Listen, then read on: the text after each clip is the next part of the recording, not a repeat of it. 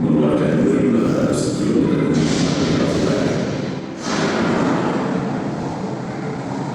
Gunung Toba adalah super volcano.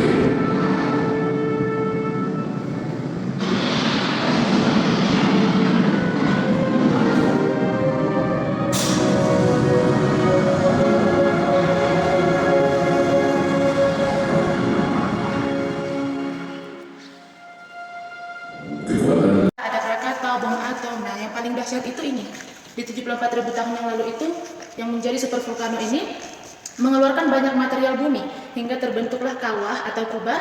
Kawah inilah yang disebut dengan kaldera. Nah, pada proses yang ketiga ini, 2/3 bumi mengalami kegelapan.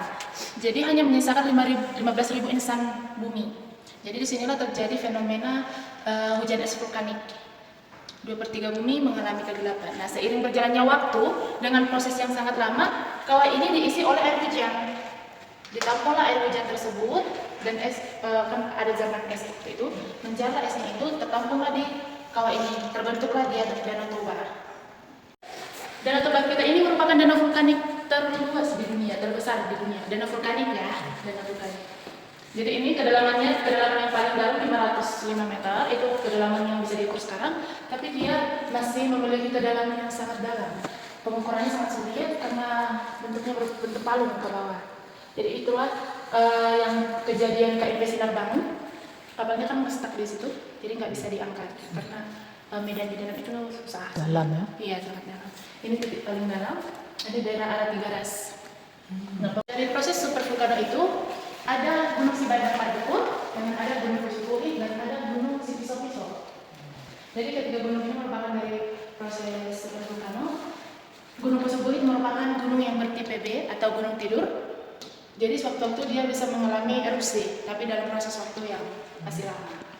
Dia tidur dan jangan sampai dia bangun. Jadi dia iya. Jadi sisa-sisa super vulkano itu meninggalkan jejak atau panas bumi yang disebut dengan geotermal. Geotermal ini kita bisa temukan di air hangat Pangururan dan yang ada di Simbolon Palipi. Iya, di air hangat Pangururan ini bisa ada wisata belerangnya. Di situ juga bisa mandi-mandi, makanan khas Batak juga ada di sana. Di Simbolon Palipi juga dia di pinggir jalan begitu, jadi aksesnya bisa dilihat gitu aja, nggak pakai tiket atau apa. Pulau Samosir, kaldera Toba. Ini Pulau Samosir. Ini kawasan Pusubuhit. Kita berada sekarang di sini, di kawasan ini. Ya, kita terpisah, kawasan Pusubuhit ini terpisah di Pulau Samosir. Dari Pulau Samosir ini dipisahkan oleh Tanah Ponggol. Itulah jembatan yang merah itu yang mau ke Pangururan. Meskipun secara daratan kita terpisah oleh Samosir, tetapi secara administrasi kita masuk wilayah Samosir. Ya, secara daratan dia udah masuk ke Pulau Sumatera. Ya. Itulah ada Danau Sidihoni dengan Danau Aik Batonang. Kan kita di Sidihoni kemarin. Iya. Dia kayak bukit-bukit itu cantik di atas. Itu terbentuk karena adanya gerakan dinamis. Hingga terjadilah longsoran dan runtuhan di Pulau Samosir itu membentuk genangan atau kolam. Itulah Danau Sidihoni itu dengan Danau Aik Batonang itu. Jadi sama air hujan ya tertampung, terbentuklah dia Danau Aik Batonang dengan Danau Sidihoni. Itu juga salah satu objek wisata bagus di Samosir, banyak yang foto priwet. Beberapa kali proses kejadian. Ini lapisan yang paling tua hingga lapisan yang paling muda. Iya. Jadi terbentuk karena bertahap dia. Jadi berlapis-lapis sama kayak pembuatan kue lapis. Begitu kira-kira imajinasinya. 840 tahun yang lalu, 74.000 tahun yang lalu, ini semua adalah hasil dari super volcano itu. Nah, ini batu-batuan ini bisa kita lihat ada di Tele, ada di Simpang 3, ada di ini dekat sini Simpang Arsam namanya. Ada juga di Bukit Burung, ada ke air hangat Pangururan itu. Inilah bukti-bukti kalau super vulkano itu ada. Nah, ini merupakan jenis fosil gangga ditemukan di tanah Pulau Samosir. Jadi menandakan bukti bahwa Pulau Samosir itu berada di dasar laut, di dasar. Iya, dasar danau dulu. Ya, jadi itulah yang proses dia terangkat itu. Ditemukannya fosil gangga di sini. Kemiri ini biasa digunakan untuk makanan Batak juga. Ada ikan Batak. Begini ikan Batak. Iya, ikan Batak. Dia berbeda dari ikan mas. Ikan mas bukan dari kita. Ikan mas itu ada di mana-mana. Yang Batak ini cuma ada di kita. Dia hidup di air yang memiliki arus. Ini ada kambing putih. Ya, kambing putih ini biasa digunakan oleh agama Parmalim.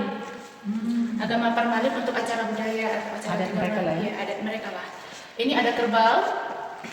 Kerbau ini biasa digunakan oleh masyarakat Batak untuk acara adat juga seperti adat Mangga Kalbo. Ada mangga, sekarang lagi musim ini. Ya. Mangga dia Asalnya ada Samosir ini ya? Iya, asam-asam gimana gitu tapi enak. Di Parbaba lagi musim.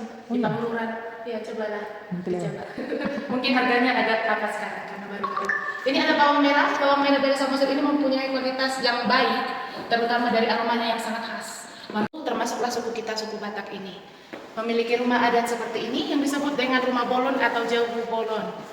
Rumah bolon ini memiliki keunikan dengan atap lebih pendek yang di depan daripada yang di belakang.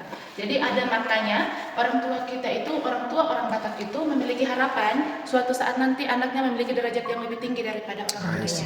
Iya, jadi makanya kita itu anak-anak orang Batak itu disekolahkan tinggi-tinggi supaya kita melebihi orang tua kita yang sekarang. Ada di tuk-tuk. Ini batu kursi ini juga batu vulkanik ini. Jadi bukan Bukan itu, bukan dibentuk itu? Bukan, dia memang batu, tapi dibentuk. Oh, Iya. maksudnya ada apa bekas batu yang dulu ledakan itu lagi Iya, ya? bukan dari semen biasa. Iya, iya, bukan semen. Iya. Jadi itulah kehebatan hukum kita dulu. Paham itu. Ya dipaham lah digunakan mereka untuk acara persidangan. Ya untuk ceritanya ini bisa ke tuk-tuk langsung siladan. Itu lebih rinci di sana secara budaya. Ntar aja. Iya. Nanti lanjutnya destinasi. Oke. demikian. Cukup ya? Habis? Habis. Demikian penjelasan dari saya. Makasih.